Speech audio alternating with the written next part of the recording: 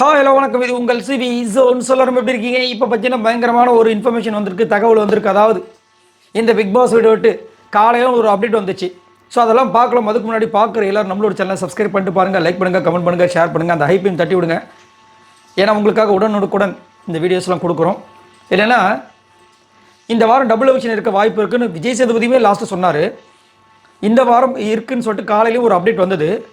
அதுக்கப்புறம் பார்த்தீங்கன்னா சாட்டர்டே நிகழ்வுகள்னு சொல்லிட்டு ஒரு வீடியோ நான் போஸ்ட் பண்ணியிருப்பேன்.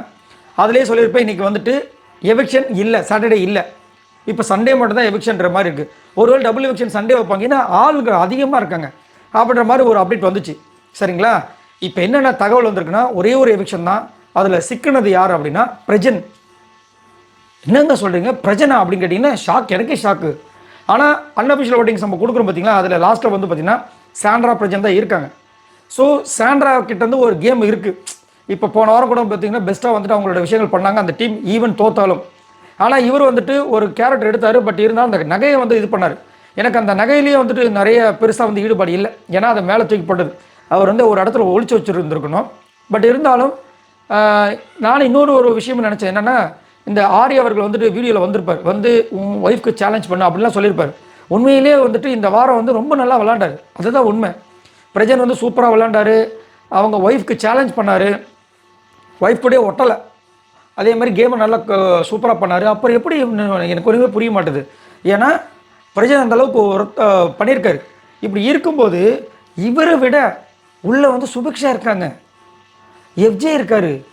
என்னையா நடக்குது? ஓ, இப்போ எஃப்ஜே விட வந்து, அதாவது பிரஜனை விட எஃப்ஜே வந்து வெயிட்டான கண்டஸ்டண்டா? எனக்கு சத்தியமாக புரியவே இல்லைங்க. ஏன்னா பிரஜன் வந்துட்டு ஓகே வந்த புதுசில் அப்படி இறக்கு முறக்காக இருந்தார். அதுக்கப்புறம் விஜய் சேதுபதி வந்து வச்சு செஞ்சார். இந்த வாரம் நல்லா சூப்பராக வந்துட்டு மெருகேற்றி மாற்றி வந்துட்டார்.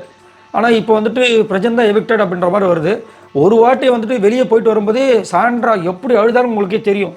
இப்போ என்னன்னா உண்மையிலேயே பிரஜன் எவிக்டார் அப்படின்னா அந்த கார்டை காமிக்கும்போது இவங்க என்ன பண்ண போகிறேன்னு தெரியல. அன்றைக்கி வர மயங்கரம் விழுந்துட்டாங்க. அவங்க வர சொன்னார் அன்றைக்கி, இந்த மாதிரி வந்து எமோஷனல் ரோவராக ஆகிட்டு இருந்தாங்கன்னா, அழுதுகிட்டே இருந்தாங்கன்னா மயக்கம் போட்டு விழுந்துருவாங்கன்னு.